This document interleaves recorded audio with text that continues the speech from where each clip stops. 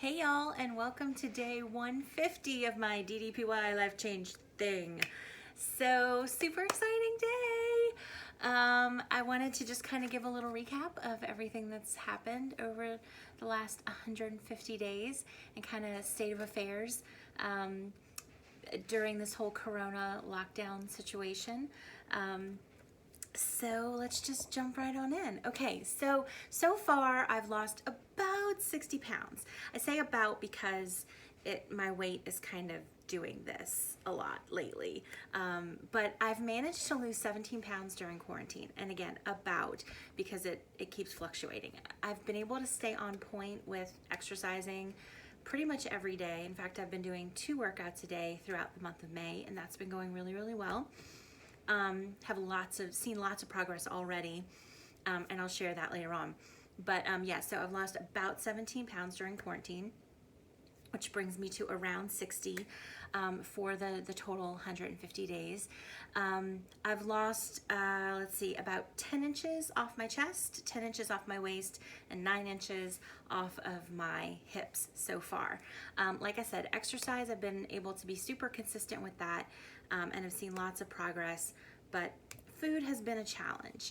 You know, I've been able to find everything that I need and you know, get the groceries that I need and meal prep and all of those things, but I think it's just a matter of being home and just the being off of my routine and the additional stress and emotions that are associated with it.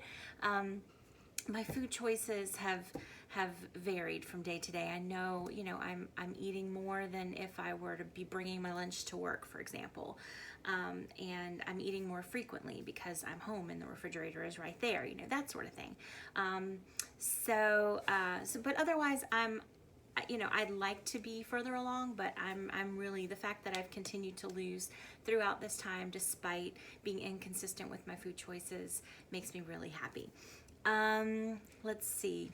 As far as my workouts go, like I said, I've been able to be super consistent. I probably won't say that again because I've said it like 4 times already. But when I first started out doing the program, I started in the chair and then quickly moved to the standing, and then took the modifications from that within the first, I want to say 2 to 3 weeks, and went to the beginner program. But I was really fighting to get to the 20-minute mark. That was a real challenge for me. So that was kind of my goal in the beginning, was like, if I can just get to 20 minutes, that was the goal. Now, for me to do a 20-minute workout, I get to the end of it and I feel like I didn't really work out, you know, like I did energy again for the first time in weeks.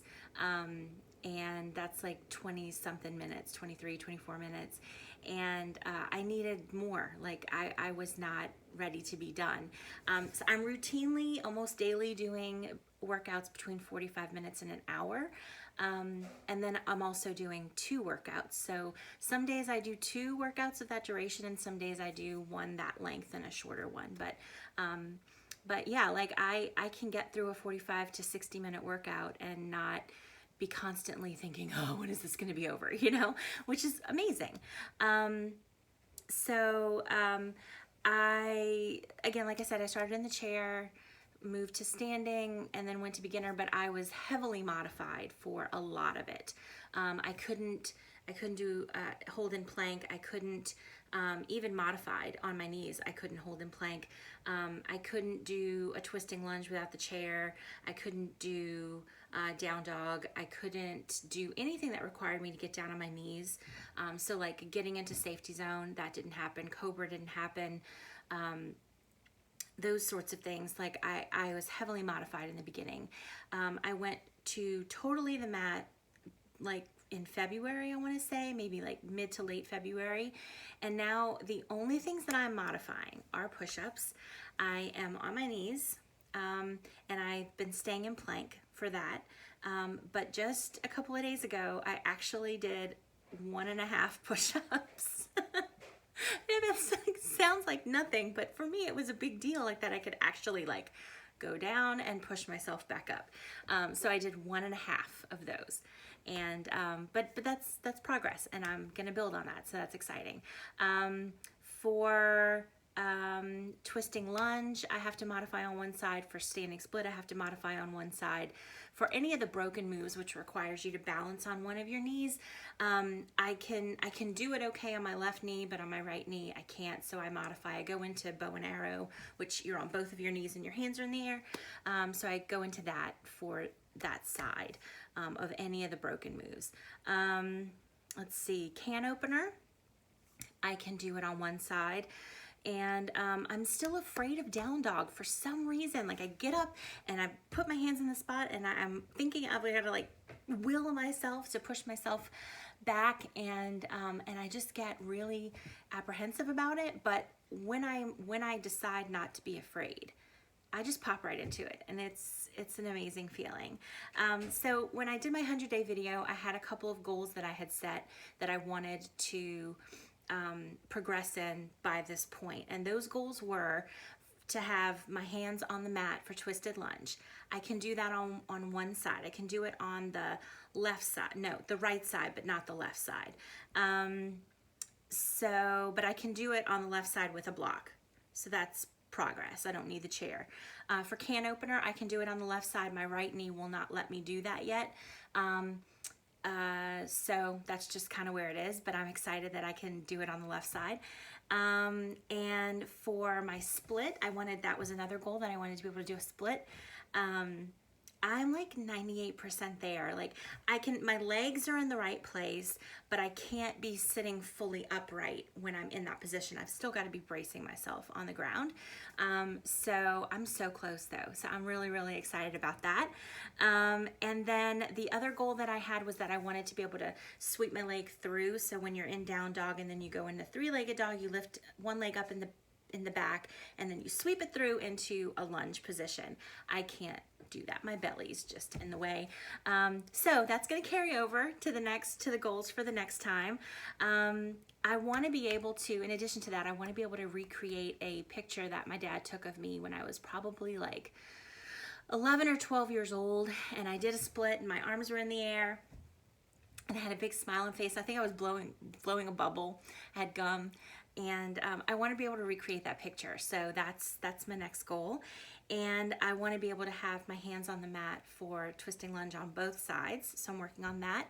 And then I also want to be able to do a full set of push-ups, still modified on my knees. I don't think I'm ready to like do a full push-up, but modified on my knees, I want to be able to do a full set of push-ups that way. So those are my goals for moving forward. All in all, it's been an amazing experience. I'm just so blown away that it's been 150 days and that I've been as consistent as I have been.